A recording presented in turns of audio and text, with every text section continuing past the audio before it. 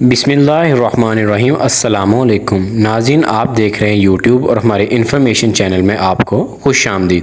جی ہاں ناظرین، آج کی ہماری اس ویڈیو کا مقصد ہے کہ تمام پاکستانیوں کو یہ بتانا کہ 9 اور 10 محرم پر پاکستان میں موسم کیسا ہوگا۔ لیکن ویڈیو میں جانے سے پہلے میری آپ لوگوں سے ریکویسٹ ہے، ہمارے یوٹیوب چینل کو لازمی سبسکرائب کر لیں اور ہماری ویڈیو کو لائک اور شیئر ضرور کریں، اس سے بندے کی حوصلہ افزائی ہوتی ہے۔